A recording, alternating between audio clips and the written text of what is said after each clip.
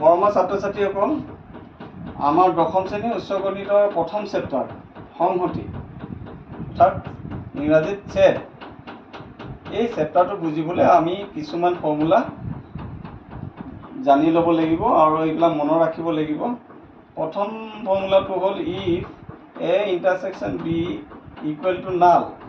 তাৰমানে এ আৰু বি এনেকুৱা দুটা সংহতি, এনেকুৱা দুটা ছেট যি ইণ্টাৰছেকশ্যন কৰা নাই।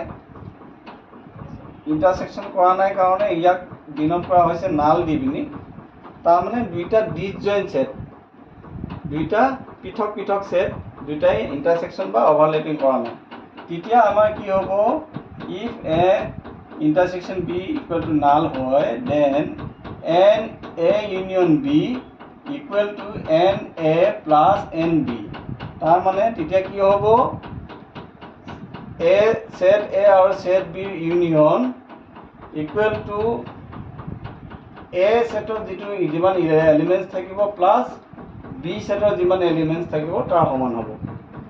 অৰ্থাৎ দুটা ছেট যদি এ আৰু বি হয়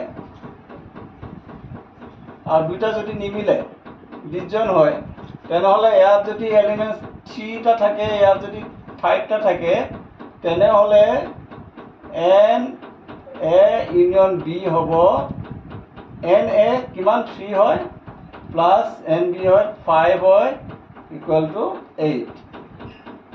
সেইটো ক'ব খুজিছে। ছেকেণ্ড ফৰ্মুলাটো হ'ল, এইটো ফাৰ্ষ্ট ফৰ্মুলা আছিলে। ছেকেণ্ড ফৰ্মুলা হ'ল if A intersection B not equal to null. যদি দুইটা ইণ্টাৰছেকশ্যন কোনো মানে সঁচাকৈ ইণ্টাৰছেকশ্যন হয়, নট নাল মানে অভাৰলেপিং হয়, আৰু তেতিয়া n A union B equal to n A plus n B minus A intersection B. অৰ্থাৎ যদি আমাৰ এই ধৰণৰ দুটা ছেট থাকে এ আৰু বি, আৰু ইহঁতে যদি ইণ্টাৰছেকশ্যন কৰে, অভাৰলেপিং কৰে, তেনেহ'লে কি হ'ব, এ আৰু বিৰ ইউনিয়ন কি হ'ব, যে n A plus n B plus A intersection B হ'ব। ঠিক তেনেকৈ number 3, n A equal to A minus B A intersection B. N B equal to n B minus A n intersection B.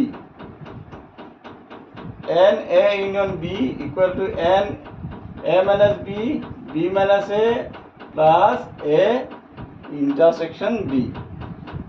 যদি number of set 3টা হয়, A B C, এই তিনিটাৰ union formula কি হ'ব, n A plus n B plus n C minus n A B B C C A plus A intersection B intersection C. ঠিক তেনেকৈ N complement এ মানে not a. তাৰমানে এটা universal ছেটত এক বাদ দি বাকী যিখিনি অবজেক্টছ আছে সেইখিনি কি জানে হিচাপে ডিন'ট কৰা হয়, n A dash, n A complement. তো এন এ কমপ্লিমেণ্ট কি হ'ব, universal set U minus n A. ঠিক তেনেকৈ বি কমপ্লিমেণ্ট হ'ব universal set U minus n B. Number 9 formula, n A union B, ইয়াৰ কমপ্লিমেণ্ট যদি হয়, সেই কমপ্লিমেণ্ট ইকুৱেল টু আমি লিখিব পাৰোঁ A complement intersection B complement according to De Morgan's ল'।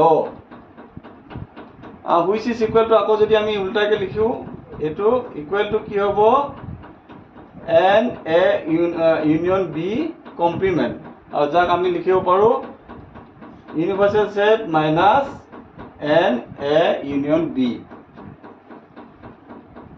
ছাত্ৰ ছাত্ৰীসকল এই ফৰ্মুলাকেইটা সকলোৱে মনত ৰাখিবা আৰু এইখিনি ভালকৈ বুজি মনত ৰাখিলেহে পিছৰ যিমানবিলাক সংহতিৰ মানে সেটৰ প্ৰব্লেম আহিব, এক্সাম্পলছ আহিব, প্ৰব্লেমছ আহিব এক্সাৰচাইজৰ, গোটেইবিলাক কৰিবলৈ সুবিধা হ'ব। ধন্যবাদ।